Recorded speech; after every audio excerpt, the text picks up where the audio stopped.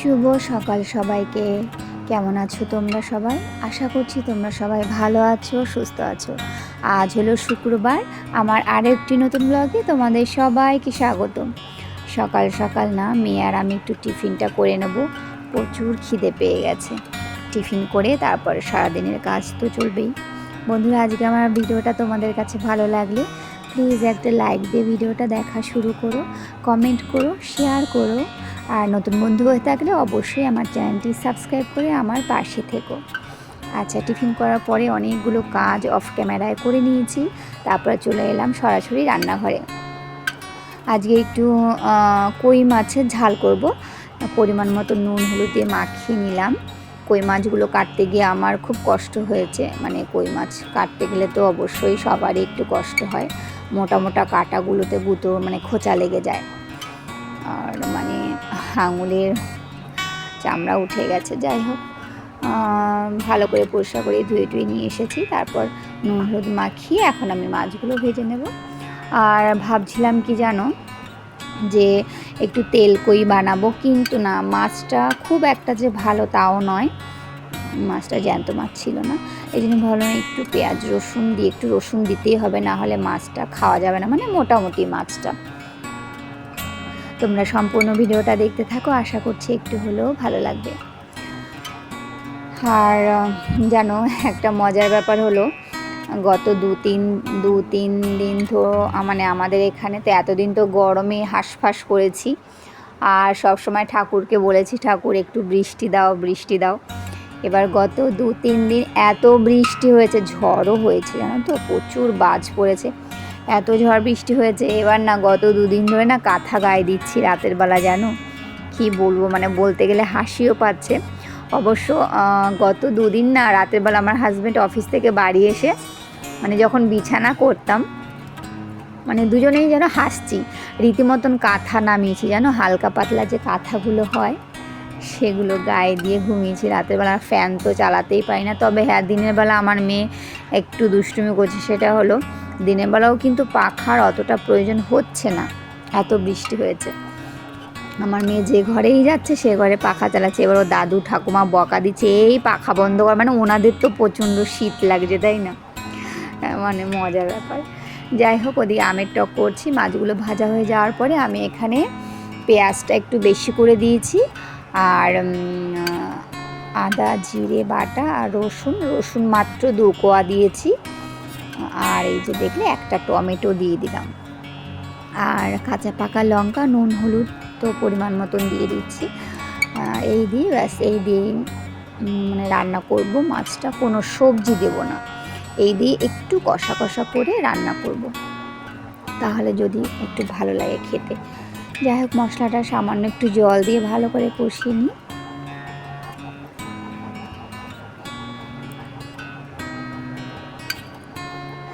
যাই হোক, মানে অদ্ভুত লাগে যে এই 2 দিন আগেও গরমে একদম যেন প্রাণ যায় যায় অবস্থা, এত গরম পড়েছিল, দিন রাত, রাতেও ঘুমোতে পারিনি গরমের জন্য। আর দেখো, 2 দিনের ঝড় বৃষ্টিতে একদম মানে সব ঠান্ডা করে দিয়ে গেছে চারিদিকে, পরিবেশটা একদম কি অদ্ভুত ব্যাপার, তাই না? প্রকৃতির কি খেলা বলো, সত্যি মানে প্রকৃতির কাছে এই জন্যই বলে আমরা সব সময় অসহায়। কখন যে ঈশ্বর আমাদের মানে কি বলবো, কখন গরম কখন ঠান্ডা আমরা সত্যিই কিছু বুঝতে পারি না, শুধুমাত্র ভগবানই জানে। যাই হোক, মশলা কষানোর পরে তো জলটা দিয়ে দিলাম, আর জল দেবো না। এবার ভাজা মাছগুলো দিয়ে দিলাম।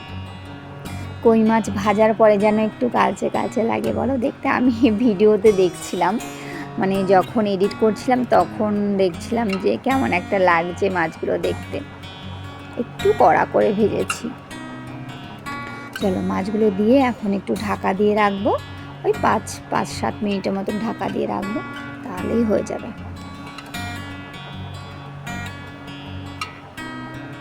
আর মনে হয় ঝড় বৃষ্টি তো বাংলাদেশে অনেক হচ্ছে, খবরে দেখতে পাচ্ছি, এবং অনেকেই বলা বলিও করছে। আর এই ঝড় বৃষ্টি মানে ঝড় কোথায় কীরকম হচ্ছে সে তো অতটা ভালো বলতে পারছি না, কিন্তু বাংলাদেশে হয়েছে, আর বৃষ্টিটা মনে হয় সব জায়গাতেই হয়েছে। যাই হোক, বৃষ্টিটা পেয়ে সত্যিই শান্তি। আচ্ছা, আমি না একটা লঙ্কা চিড়ে দিয়ে দিয়েছিলাম, ব্যাস আমি এরকমই রাখবো ঝোলটা, আর একটুখানি টানাবো। আর ঘরে সামান্য একটু ধনেপাতা আছে, ওই ধনেপাতাটাও দিয়ে দিয়েছি। রান্নাটা আমার হয়ে গেল। আর ডাল তো থাকেই, তোমাদের আজকে ডাল দেখালাম না, আজকে করেছি অল্প একটু লাউ ছিল, লাউ দিয়ে ডাল করে নিয়েছি। আর আমের টক তো দেখলে এই মাছ আর না লাউ শাক আছে। আমার বাড়ির সামনে যে আমার বান্ধবী থাকে, প্রিয় বান্ধবী, ওদের বাড়ি থেকে 2-3টে ডগা দিয়েছে। ওই লাউ শাকটা না শাশুড়ি মা একটু পরে করবে বলেছে। যাই হোক, আমার রান্না মোটামুটি হয়ে গেল, ভাতও রান্না হয়ে গেছে। আর এই দেখো মাছের ঝোলটা, অবশ্যই তোমরা কমেন্ট করে জানিও কই মাছের এই ঝালটা তোমাদের কেমন লাগলো। তেল কই অন্য আর একদিন করবো ভেবেছিলাম করব। আর তেল কই করতে গেলে তো অবশ্যই জ্যান্ত মাছের দরকার হয়, তাই না? মাছটা টাটকা থাকবে, ভালো লাগে খেতে।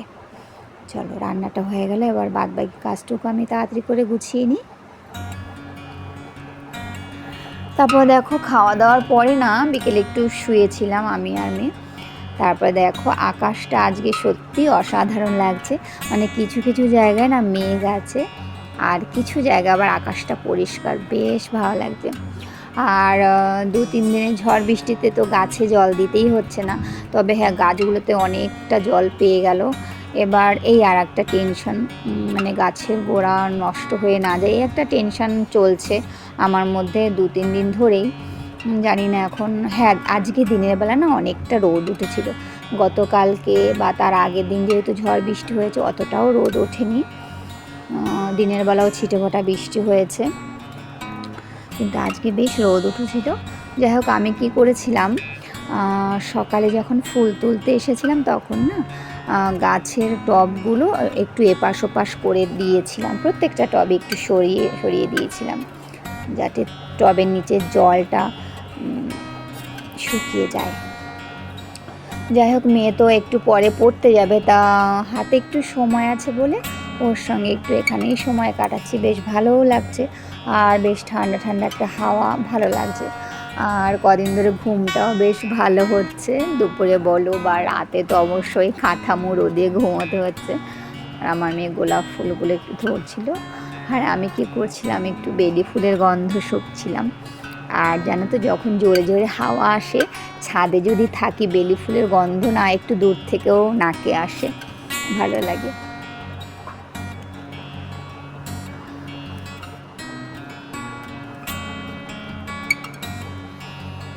আর বৃষ্টি পেয়ে না, সত্যি বৃষ্টি পেয়ে মানে আমাদেরও যেরকম ভালো লাগে, আর গাছগুলো যেন সবুজ সতেজ হয়ে যায়, মানে গাছও যেন প্রাণ ফিরে পায়, তাই না?